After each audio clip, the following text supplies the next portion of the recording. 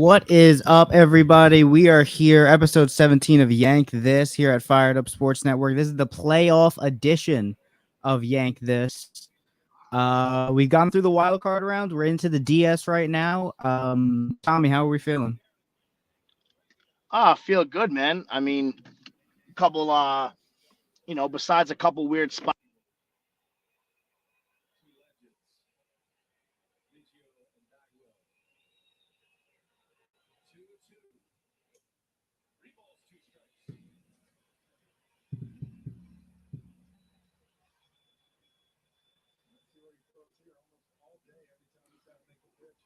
I feel like Cleveland can't really beat us. I think we're going to beat them in honestly in 4 is my prediction. Cole struggled but bounced back nicely. And yeah, man, I like the way we look right now. Lineup looks good. Bullpen's all right, and I feel really good. All right. I mean, we talked about in the group chat. We everybody knows that I have my hesitation when it comes to certain guys that made the roster, guys like Marwin, guys like I would say IKF more. I would say being it's the more than starting a roster. hesitation, bud.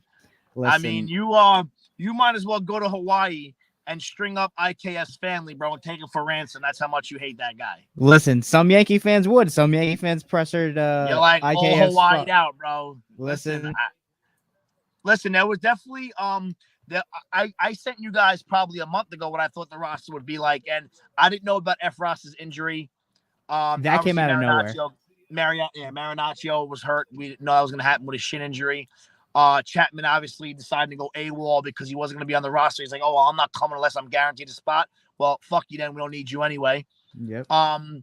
Yeah, I was surprised to see Marwin over Peraza, but at the same time, if you look at where Marwin can play, he can literally play left, right, second, short, third, and first. That's why he's there over Peraza. I do think if DJ was on the roster, Peraza would have also made the roster. Because you could have easily, you could have had DJ on the roster and take Marwin out. Yeah, because he takes over for clearly second. Hurting, dude. DJ's clearly hurting, and I don't think we see him the rest of this postseason at all. You don't think he comes back at all for the postseason? I don't think so. If you heard Boone talk about it the other day in the press conference to why he left DJ off, he's like, oh, I could have used him maybe. He's like, oh, I could have gave you a bat here and there's what DJ said. Well, guess what? With all due respect, bro, this isn't game 60. This is the playoffs. We need all hands on deck who are going to contribute and be able to play. He's clearly hurt, playing through the pain, and it's evident with how he's playing. DJ is a way better player than us, even at this stage of his career. No, absolutely. But going back to the IKF thing, I think IKF is fine. I think he should be on the roster, but should he be starting? I'm not sure. Because I think Peraza can do pretty much everything IKF can do contact-wise, defensively. He's way better at shortstop. Who's that, Peraza? Peraza's way better defensively at shortstop. And if you really want IKF in the lineup, put him at third. That's where he won the Gold Glove. Yeah, but you know what, dude? Like we say, Donaldson after his. Go ahead. I'll let you. Oh, go ahead. It wasn't. If Donaldson didn't have that stupid base running error where we talked about in the chat, like his coach was giving him a high five, like that wasn't a good play, that wasn't a good look. Me personally, bro, I played baseball. If that was me hitting it, dude, and I noticed it would have been a situation, I would have stopped it first. That's what should have happened. Okay, you stop it first. You let the umpires come together and say, hey, what happened here? Let's go to the tape. Did it hit the top of the fence or the top of the padding? And did it touch a fan? That would have been a dead ball. Did it go over, then come back into play? You stop at first base, dude. You don't do a home run trot for a 309-foot home run, okay? Yeah. That was idiotic. But look what happened later on, though, in the game, dude. Josh Donaldson with that backhand slide to his backhand threw him out, dude. The guy's a Gold Glover, still third baseman. I think you need him in a lineup, and I just didn't see it happening any other way. I get that. I really wanted Oswald Peraza on this roster, man. I feel like people are using Marwin's experience as a reason he got in. Well, the best way to get experience is to play. If you want Peraza to get that experience, he should have been on the roster, especially if he's going to be your future. He'll probably be on the roster next year, do the open He'll season. Definitely I just don't think that it's the time right now is to gain him experiences in the postseason. Well, I'm talking about specifically postseason experience. That's why the time will, dude. He's still young. The time will come for that. He's in our system. He's not going anywhere. So I think he'll get the postseason experience next year. I just don't think it was good to have it this year. I get that. I'm watching this Houston versus Seattle game, and I'm seeing Jeremy Pena. I'm seeing Julio Rodriguez play. And it's like I wouldn't mind seeing a young guy come in there, even for a pinch running opportunity. Again, let me tell you something real quick. That's why you got Los Castro, but let me tell you something real quick. That kid Pena is very good. I don't know if Peraza is going to hit like Pena does, okay? It would be nice if he hit 20 home runs like Pena did this year, but Pena missed time to hit 20. He could have hit 25, 30 if he played 100 in a full season. That kid Pena is really good. Remember, everyone's boy, Yordan Alvarez took him out, and he missed a little bit of time because they put him in the outfield. He's a travesty out there. Yeah. Alvarez. So, listen, Pena's really good, dude. If Peraza can play like that, of course, have him up. But you want to know what? I don't think the time was right now. We already have a young player, dude, in Cabrera, who's taken us by storm with his athleticism to be able to play left field. Dude, he's so good. And I'll tell you right now, dude, if Benintendi was healthy, this would be different. A lot would be different. Because he's in left field locked up. Then you got Cabrera maybe playing short over IKF or even third over Donaldson. So who knows? We're not sure. Carpenter, the only other thing I can see happening, if you wanted to get Cabrera in the infield, even Peraza, you would have had to have Carpenter play left field, right? And you have to have Peraza play third and no Marwin Gonzalez on the roster. Well, again, it's the fact that Litke and Marwin both made the roster. I took those guys off as I thought it would be pretty obvious. I'm not a big Litke guy. I never have been. So to see him on the roster was kind of painful. But they wanted to have more than one lefty dude. And obviously with Chapman pulling a Houdini act, demanding that he's on the roster or he ain't showing up, he just stayed in Miami. Now, guess what? See you later. Go sign with the Marlins. Whatever you want to do. We don't need you. You're ineffective anyway. Yeah, I made a joke about it a couple weeks ago. Marinaccio, when he got injured, that was the second guy he injured, because he left the bases loaded, and someone had to come in and save him. First, it was Michael King, who ended up needing Tommy John, who knows how great Michael King would be right now in the current bullpen situation. I think the one thing that has been proven in the playoffs so far is that you really do need a bullpen. You saw it against the in that 15-inning game, the wild card game between the Rays and Cleveland. You saw it against you saw it the other night when Yordan Alvarez took Robbie Ray deep, and I know we talked about that in the group chat as well. How good of a decision that was after he just got torched by Toronto. But the thing that's been proven so far in this postseason is you really need a bullpen. Even the Phillies bullpen nearly collapsed in game one against over there against Atlanta. Who I forgot who they were playing for a second. But good. It'd be amazing to have Michael King. It'd be amazing to have Carpenter. If this team was fully healthy, man, I really don't see a team that would stop us, and that includes Houston. But playing with guys banged up, DJ not making the roster, Benintendi not making the roster. We'll see what if Carpenter made the roster, right? But correct.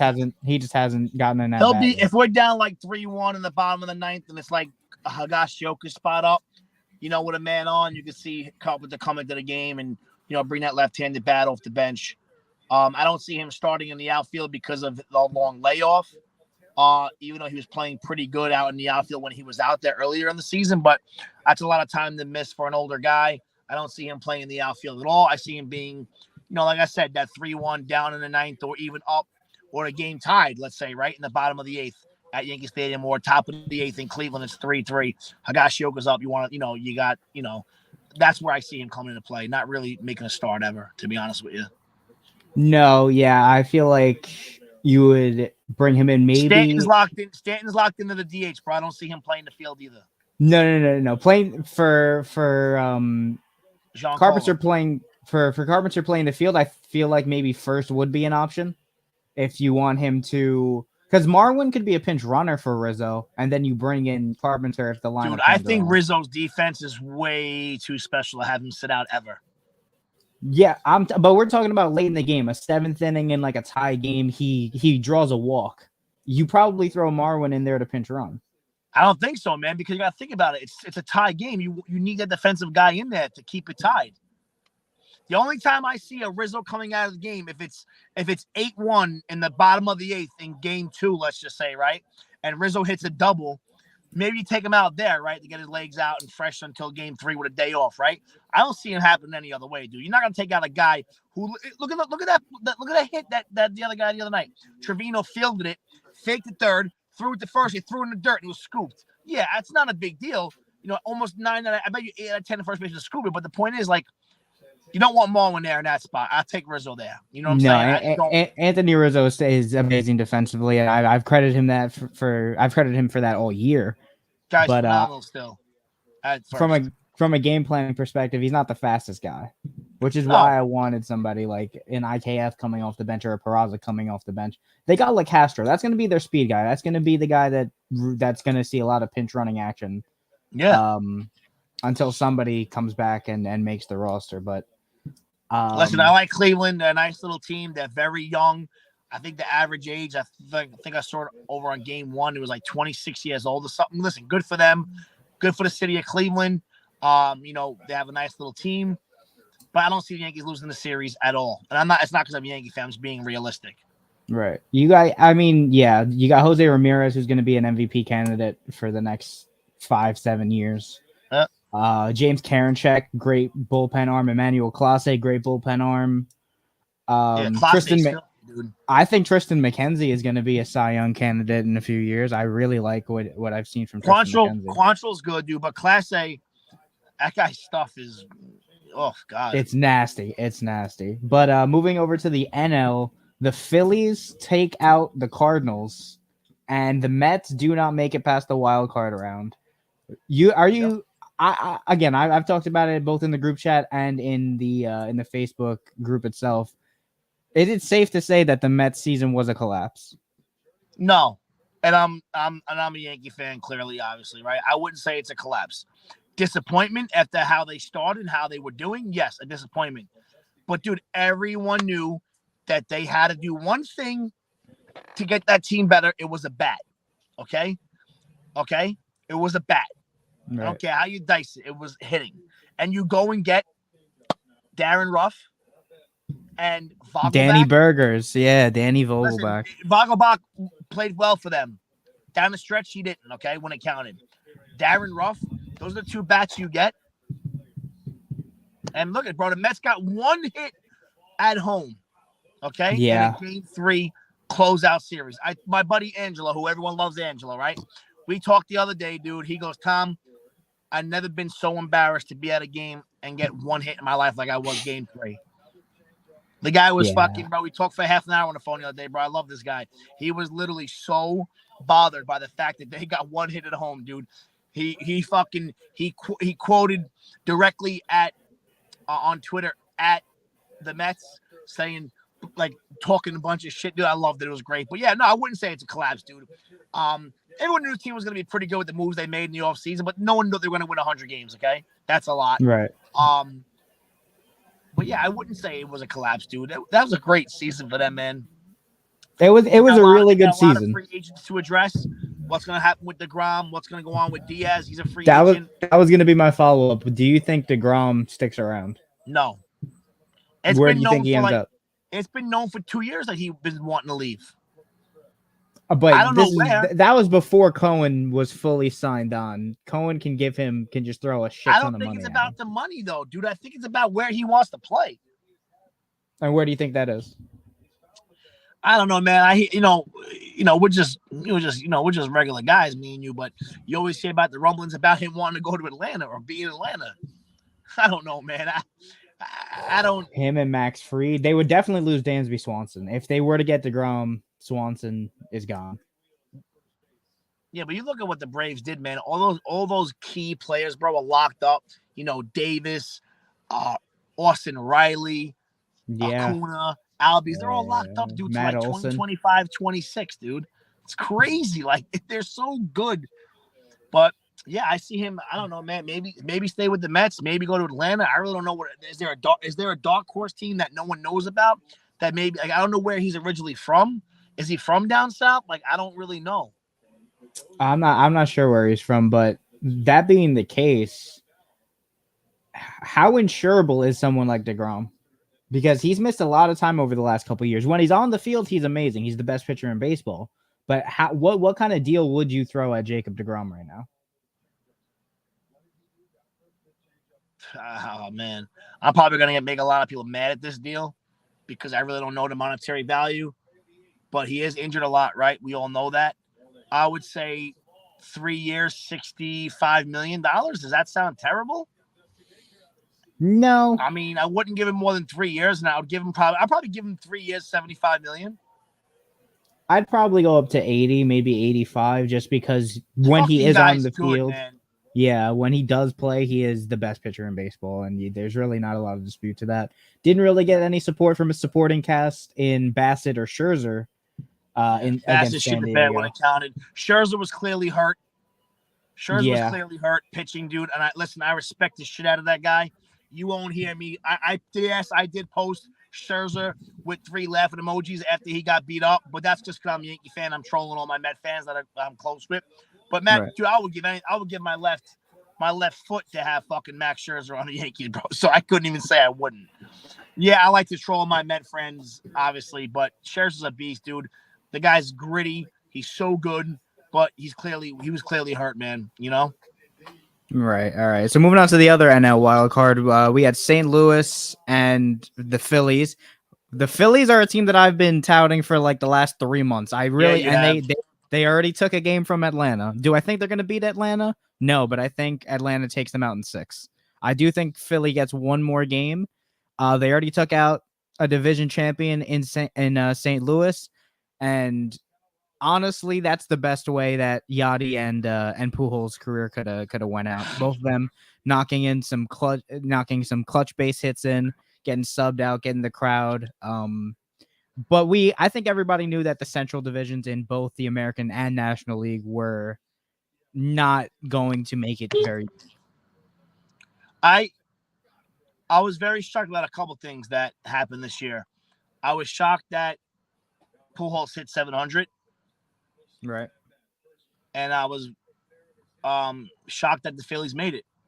You've been saying the Phillies for when I messaged you earlier 1-on-1.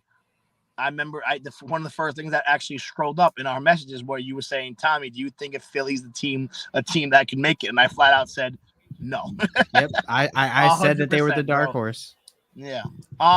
Philly's a good man. I just don't know if they have it. The defense is still shaky. I think I the think Braves get Philly's it a done. bull. How many games do you think? I think the Braves get it done. I said 6. How many do you think they get it done? No, this is the best of 5 series. This series. Is it best of? I'm tweaking. It is best of 5. I say I'm that thinking the championship Braves series. win the next 2 games. They win 3-1. Okay. You don't think that? You don't Yankees think Philly pushes it to Yankees 5? win 3-1. Okay. Dodgers win 3-1. Okay. Houston wins in 5. Well, Houston is winning right now in the top of the 8th, and they already took Oh, game 1. it was 2-1 Seattle when I left the house. Yordan Alvarez 2-run home run. Fucking guy, man. But yeah, I honestly Who did think he hit that off of? I missed it. I was setting everything up. I got the notification. I could check right now. But talking about Philly real quick, I honestly think that the defense is a problem, but it's not the biggest problem. And because the biggest problems for the last 5 or 6 years has been their bullpen. I think they're a bullpen away from making a deep run. Robertson was supposed to be that reinforcement. He ends up like straining his calf, celebrating Bryce Harper's home run. Yeah, it's crazy. So he was out for the DS. Let me see who this was off of. It was off of Castillo. So Castillo gave up a solo shot to Tucker and a 2-run homer to Yordan Alvarez, yeah. Castillo was their big acquisition, but real quick, just to finish off the Phillies point, I think offensively they are one of the better teams. That first 5 is just tough. You got Schwarber, Harper, Real Muto, Gene Segura can still get on base. Alec Boehm can still knock in some guys. I think the Phillies are a good team. I would say because I completely forgot that this was a 5-game series. I would say it goes 5. I really do think the Phillies can take one at home. But I think Atlanta's the better team. We talked about all season, top to bottom, 1 through 9. They're the best lineup in baseball. Not even close. When last week when Joe and Jeff did the recap or the predictions for the postseason, I said Yankees Braves because I don't trust the Dodgers. I don't trust Dave Roberts when it comes to winning when it matters. We saw Clayton Kershaw pull a classic Clayton Kershaw in October yesterday. Yeah, I don't listen. I think the Dodgers are super fugazi, super fake. I think that they're a very good paper team. They're very good, but they don't win when it matters. Yep, and they've been like that forever. The one year that it did happen, pandemic year, only played 60 games. They were basically in mid-season form by the time the playoffs came around. So, very much an asterisk on that title. But you said you think Yankees are gonna finish Cleveland out in 4. Did you say? And you said Houston in 5. How long would you say that might change? That might change now after knowing that they're up 3-2. I thought they were down 2-1 still. Yeah, it's bottom 8 and they're up 3-2. Yeah. Well, I'm gonna have to, before I go, I'm gonna have to reassess my Houston-Seattle series game. No problem. But it's the matchup that we've kind of been waiting for all season. How I know you want to be Yankees, but how what Yankees in how many games? Do you think it goes 7? Do you think somehow we swindle them and we steal a game in Houston and it goes 6? Listen, I'll tell you what, dude. Going? I think the Yankees can beat the Astros. I really do. And listen, man, I'm not a homer, dude. Everyone might say that I am, but I'm really not. I'm realistic. I said it from Jump Street. Everyone always asks me, what team do you think could beat the Yankees in the playoffs? And who did I have always said? Houston. Only Houston. Not worried about the Guardians. I wasn't worried about Tampa. I wasn't worried about Toronto. Who them both are out. See you later. Bye-bye. I'm worried about Houston. But I think we can. If Cole can pitch well, and then we got Cortez and Severino, the way Severino was throwing the rock and the way Nestor was, dude, I'm ready to go. Let's go. No, absolutely. I think we can beat them. And I don't think it would go anything less than 6. Unsurprisingly, all 3 of them made my top 10 for the season, even with Severino's long layoff because of injury. Yeah. But with that, why don't we get into my top 10 real quick? Because I know you got to go in about 10 minutes. Yeah. Well, I'll listen to some of your top 10, and I got to go. It's 6:35. But damn, man, it feels good to be playoff baseball, man. And honestly, you guys see real quick, all you Met guys, we're still hosting playoff games while you guys are having a spooky Halloween contest at fucking Citi Field. Okay? See you later, buddy. I don't want to hear nothing. It's true. Anthony Rizzo is the best first baseman in New York that's playing baseball right now. I've said all season. But one of them's playing baseball right now. One of them's you can say one of them's playing baseball, but one of them's hitting 2-run dongs in the playoffs, and the other is sitting at home. Yeah, listen, buddy, you're not wrong there, kid. I'm not going to say you're wrong there because you're not. But I still don't think Rizzo's as good as Alonso. All right, number 10 on the season. This is the season recap for the list. Number 10. He didn't have a great second half. He kind of turned it around in the last week or two.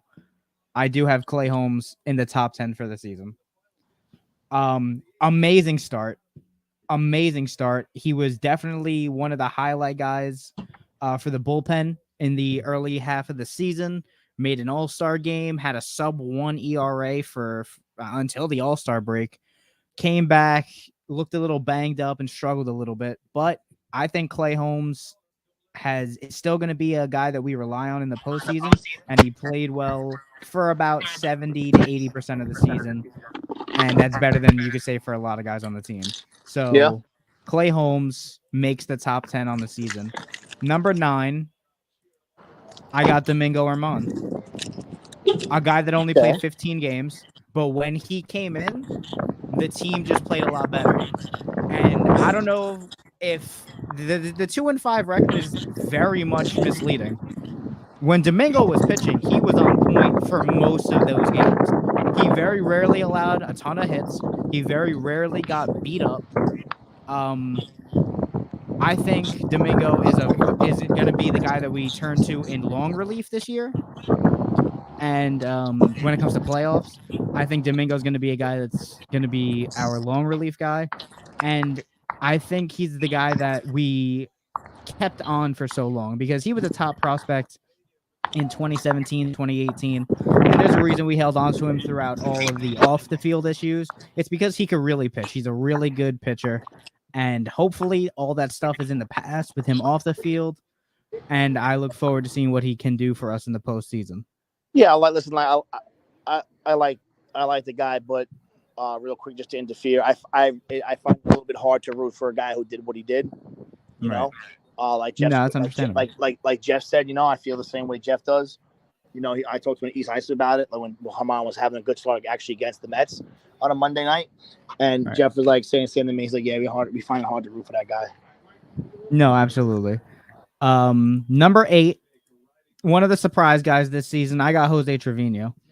Again, another guy that played really, really well in the first half of the season, kind of slowed down after the All-Star break, but he was one of the more clutch guys on the team, not named Aaron Judge this year.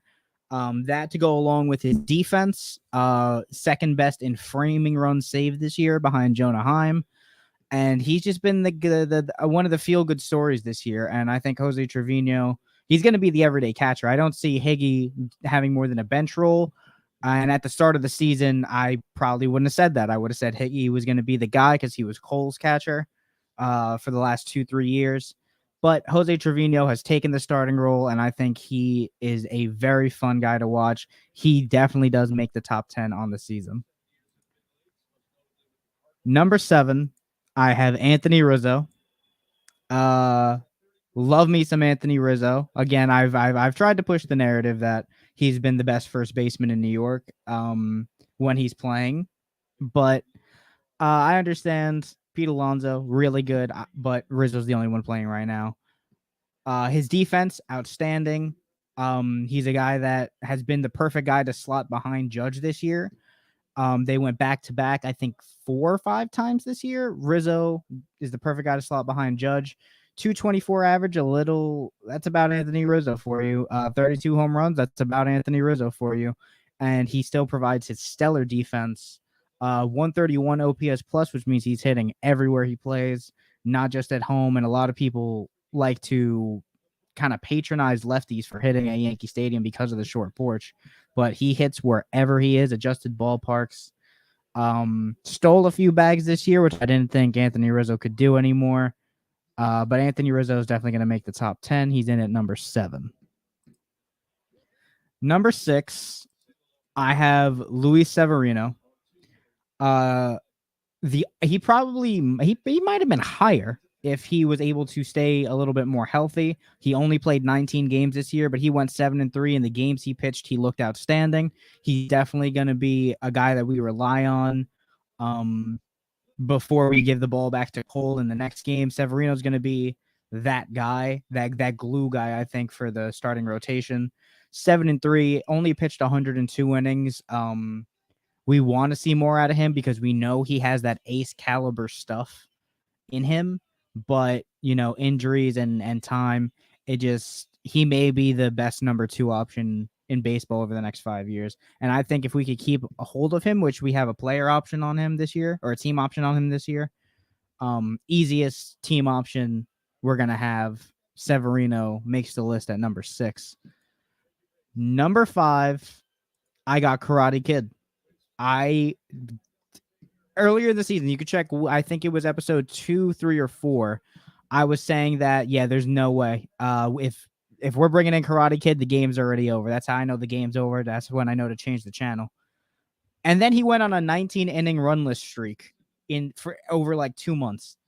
And Ron Marinaccio, over the season, has been the most reliable reliever for us, top to bottom. He's been better than Clay Holmes because Clay Holmes kind of got rocked in August and early September. Marinaccio has a 2 ERA over 44 innings, and strikes out twice as many guys as he allows on base. He's going to be a big part of the future of this team, I think. I think he's going to be a great 7-8 inning guy, and I wish we had him available for the playoffs. Hopefully, he might be able to heal up for a World Series, or maybe late championship series. But Ron Marinaccio, I think, has been a top 5 player for this team this year. Number 4, we got Gleyber Torres, who kind of needed this year, right? He's a guy that, some people even wrote off this year. Gleyber Torres is a guy that, at the beginning of the season, I was saying, hey, if he walks, we got guys that can replace him. We got the next man up in Peraza or Cabrera or Volpe. Gleyber Torres came out and had a really, really good year, having the best year he's had since 2019. And it was great to see that this year. His defense immensely improved at second base. He got a bit of his pop back. He was able to get on base a lot more. He hit around 260. And it looks like he's got a lot more confidence. And he's another guy that's come up clutch throughout the entire year, as the Astros just made it 4-2. And so Gleyber Torres comes in at number 4 on the season. Number 3, I have Garrett Cole. Now, Garrett Cole, he's had his ups, he's had his downs. This 3.50 ERA says a lot. Over 200 and 2/3 innings pitched. He's got 257 strikeouts, which is a team record. So he's a guy that doesn't get hit a lot, but he's a guy that just allowed the long ball. That's been his problem his entire career. I think Garrett Cole is still the ace of this team, but he wasn't the best pitcher on this team this year, because the best pitcher on the team this year was number 2, Nestor Cortes. Nestor Cortes this year has been nasty this year. He is the comeback story. He is the feel-good story this year. Everybody loves Nestor Cortes. Had a little bit of an injury in the middle of the season, missed a couple of starts. Other than that, 28 games played, 12-4 record, 2.44 ERA. He's just been great. And then the antics on the mound, his interviews. Nestor Cortes has been the best pitcher on this team this year, top to bottom. Garrett Cole is the best pitcher, but performance-wise, Nestor Cortes has been the best pitcher for the Yankees this season. And I don't think I even need to. It's no surprise who number 1 is. It's Aaron Judge. These are video game numbers. He missed 5 games all year. 311 average, 1s on the OPS, American League record home runs, first in RBIs, first in runs, first in OPS, first in WAR. Aaron Judge, best player on the team, best player in the league this year. And that rounds out my top 10. Tommy, before you go, what do you think? Yo, great list. Honestly, kind of handcuffed because I don't know if we had any really like a solid 10, but I have a couple guys who could have been off the list. But overall, bro, great list, man. I think it was solid. All right, probably the final list of the year. Glad to go out on a high note there. Tommy, before you head out, you got anything to say? Let's go Yankees, bro. Yankees in 4. Let's do it. Who's ever up next? Houston, you're going to get it too, buddy. Houston, we have a problem. Let's go, baby. Let's go Yanks. All right. Thank you, Tommy. See you all next week. Hopefully we'll be back next week. Hopefully hopefully we don't fucking kill ourselves against Cleveland, because I would not be able to hear the end of that. But Tommy, thanks for coming by. I'm going to close out with some football talk. All right, guys. Be well. Thank you all as usual. All right. Peace. All right, and it's back to just me, and that means we got about 15 minutes of football to talk about. I did miss last week. I was at Comic-Con. So Joe and Jeff did their predictions. But yes, definitely pay the man. Pay the man for sure. But football talk. I'm not going to talk about the last 2 weeks because that's a lot to cover.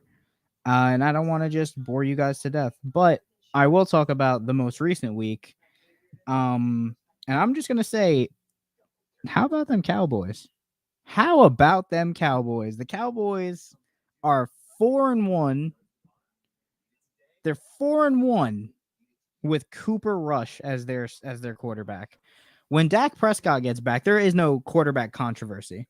By the way, I know some people are trying to push that narrative. It's just no. Dak Prescott is the quarterback. Cooper Rush is cool, but Dak Prescott is the quarterback. But let's get into the games. Colts Broncos. Man, that game sucked. Not a lot to talk about. 12-9 Colts over the Broncos.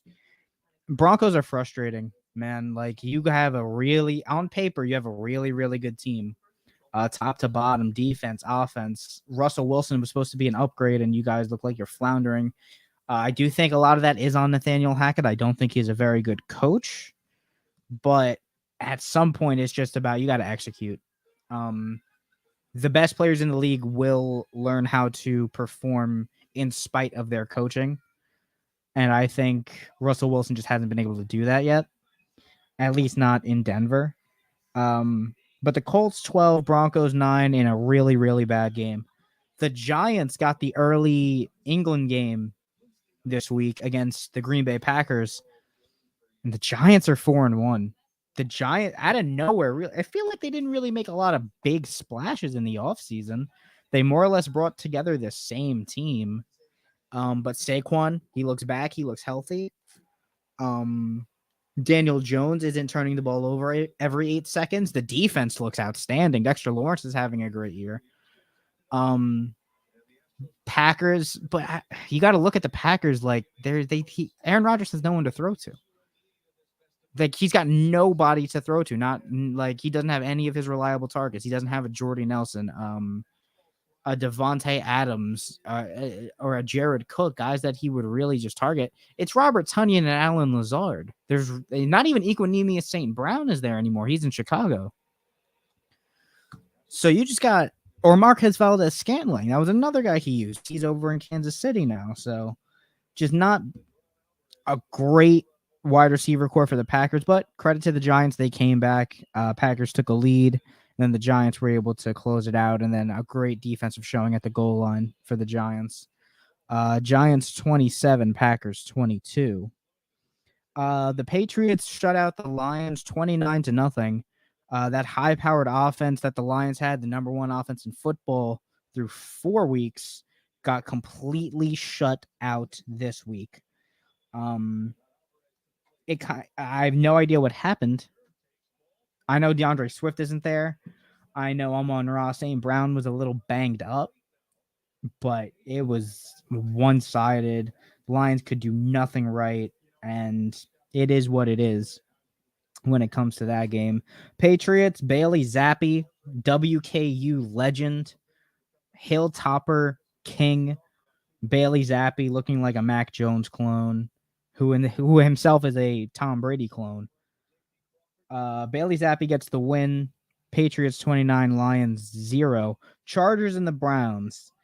One of these teams had to win this game. Both teams look like they wanted to really lose this game. But the Browns lose on a missed game-winning field goal by Cade York. It's good to see that the Chargers are somewhat coming around. You know, you had Austin Eckler a couple weeks ago with all those touchdowns, and then you had this week with Justin Herbert really playing really well. 30-28 Chargers over the Browns. Texans over Jaguars. This game cost me my fantasy week this week. This along with the Monday night game, but I'll get around to that. The Texans and the Jaguars, really a boring game until Dameon Pierce decided to say "fuck you, I win," and just run down the field, score a touchdown, and just go beast mode. Trevor Lawrence, after a good first few weeks, looks back to being coached by Urban Meyer. It looks really bad for Trevor right now. Not being able to score a touchdown on this Texans offense, who got their first win this week because of that. It's just frustrating. Texans 13, Jaguars 9. Going over to the Buccaneers and Falcons game, the story that everyone's talking about in this game is the Grady Jarrett hit that was called for roughing the passer, which nobody liked. and it was very much seen as a bailout call in favor of Tom Brady by the refs. Not much you can do. It's the Falcons. They're used to heartbreak. But the Buccaneers, they just don't look good offensively. You could chalk it up to all of the injuries, perhaps. Julio Jones hasn't been able to stay healthy. Mike Evans getting suspended. Chris Godwin, they haven't really had a chance to gel.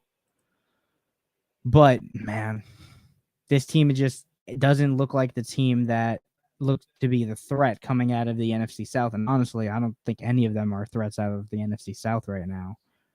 The Saints look bad. The Buccaneers look pedestrian. The Falcons are the Falcons, and the Panthers are trash. So,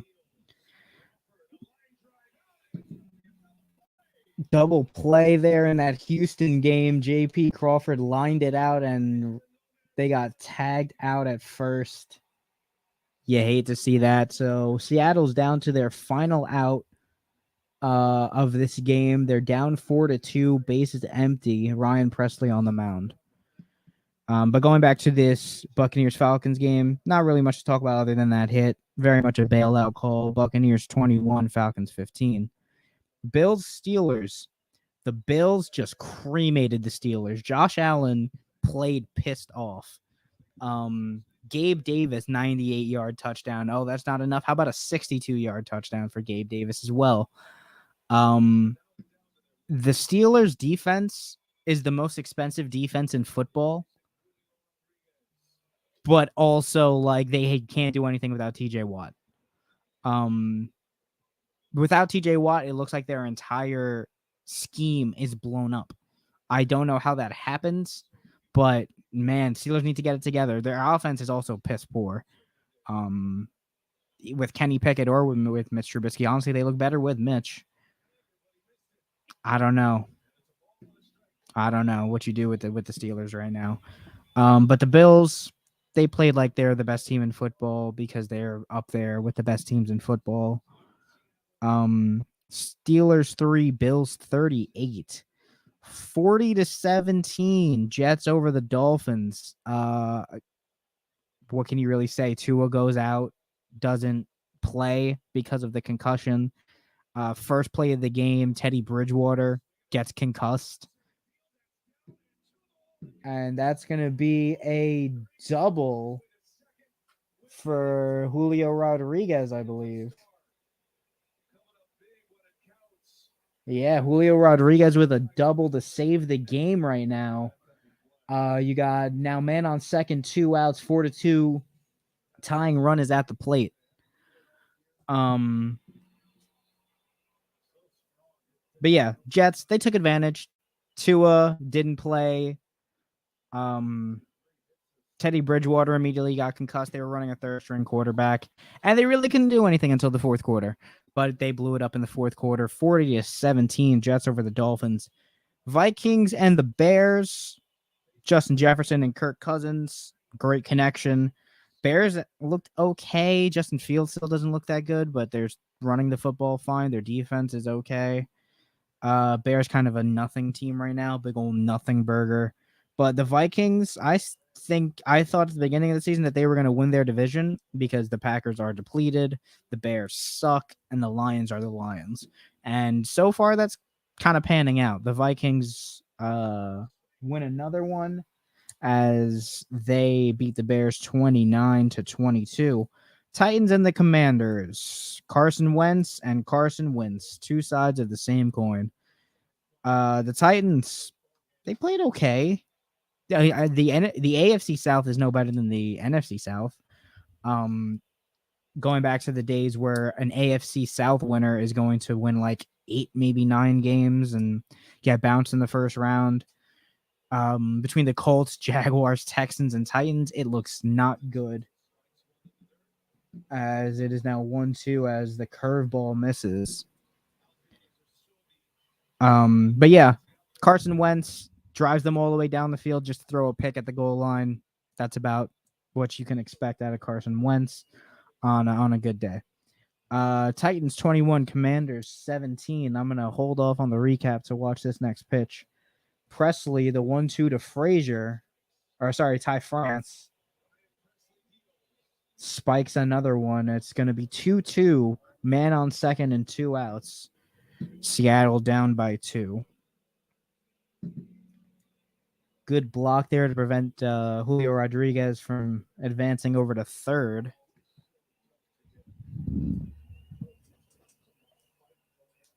Houston at capacity right now as they're looking to get another game closer to the ALCS.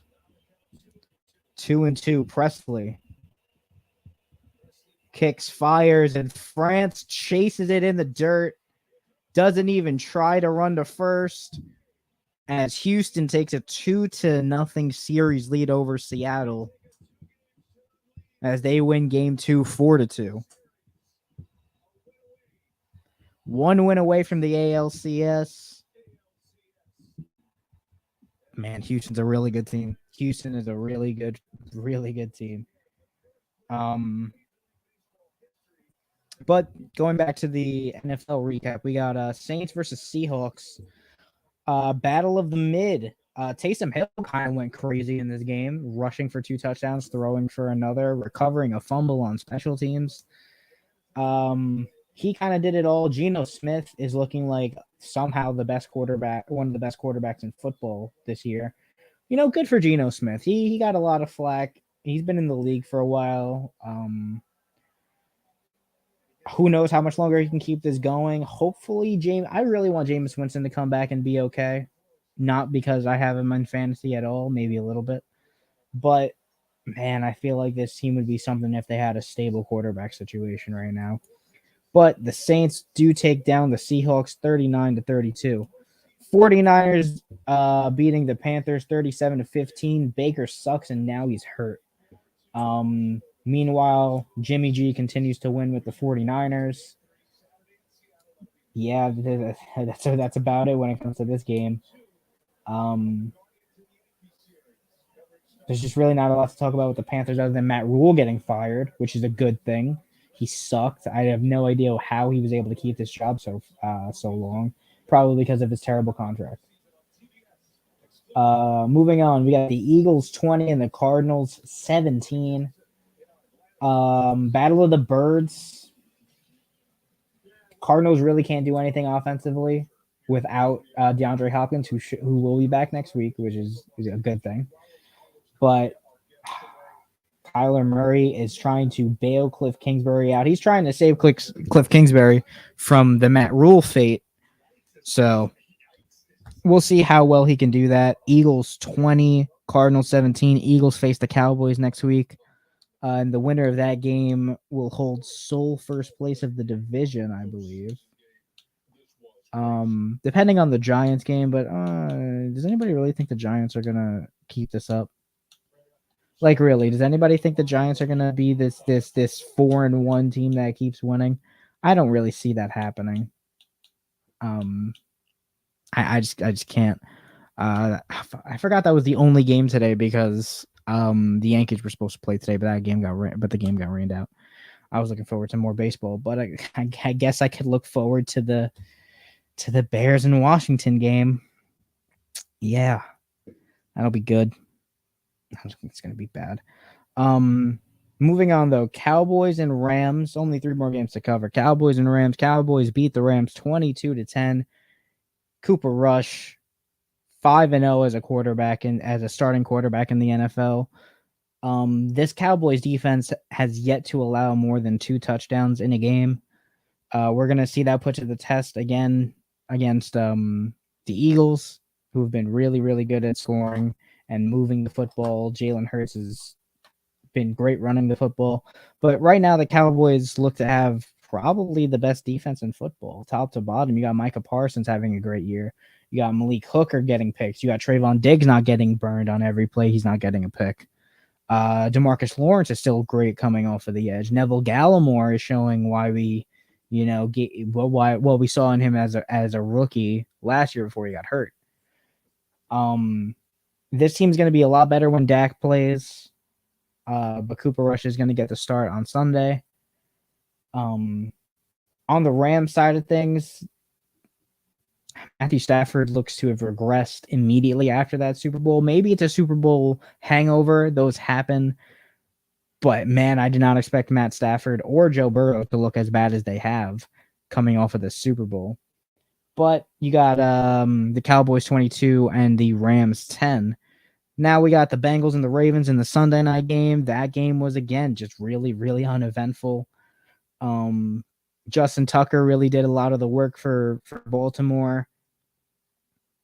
Bengals really didn't pose a threat until around 2 minutes left, and at that time they gave too much time to Lamar just to get Justin Tucker in field goal position. Really bad clock management out of the Bengals led to the Ravens going down the field and kicking it through with zeros on the clock. 19-17 Ravens over Bengals. And the final game, the Monday game, Chiefs beating the Raiders 30-29, a 1-point loss, but it could have gone into overtime. Josh McDaniels deciding to go for 2 instead of kicking the extra point, which would have tied it at 30, which cost me my fantasy week this week because I had Daniel Carlson and I lost by half a point. So that extra point would have helped me win this week. I'm not upset at all. But the Chiefs are still a really good team. I thought that they would take a step back without Tyreek Hill. They look just as good, if not maybe better, because they're not looking to go downfield every play. Travis Kelce is just catching everything thrown at him. He's somehow always open. But yeah, Chiefs are looking really, really good. And the Raiders, kind of disappointing. Again, that I thought the AFC West was going to be the best division in football coming into this year. The Raiders, Broncos, and Chargers have been very, very disappointing, to say the least. But that's it for the recap for last week.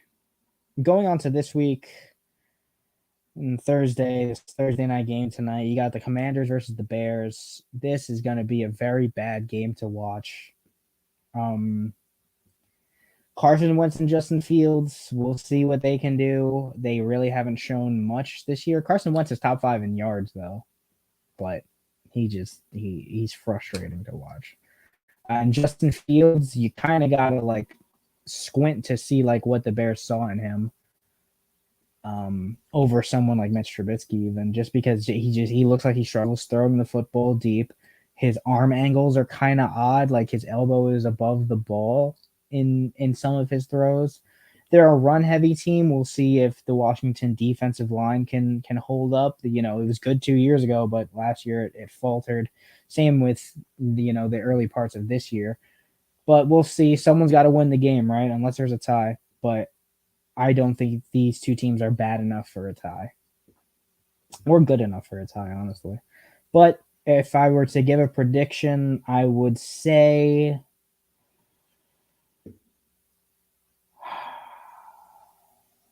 the Commanders, but it's a low-scoring game. I don't see any of these teams scoring more than 17 points.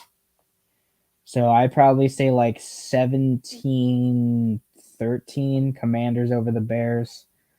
But I really couldn't care less about this game. This is just It's a Thursday night game, so that's really all you need to know. It's really not going to be a fun watch. Very rarely are the Thursday night games that great, coming off 3 days rest for a lot of teams. It's just something that a lot of teams don't really thrive in, but we'll see. And I hope this game is watchable, especially again because no Yankee game to turn to. Bears Commanders tonight on Amazon Prime. I'm not looking forward. I was gonna say I'm looking forward to that. I'm trying to keep it positive. I'm not looking forward to that. That's not gonna be a good game. But that's gonna be it for us here at Fired Up Sports. Episode 17 of Yank This in the Books, playoff edition.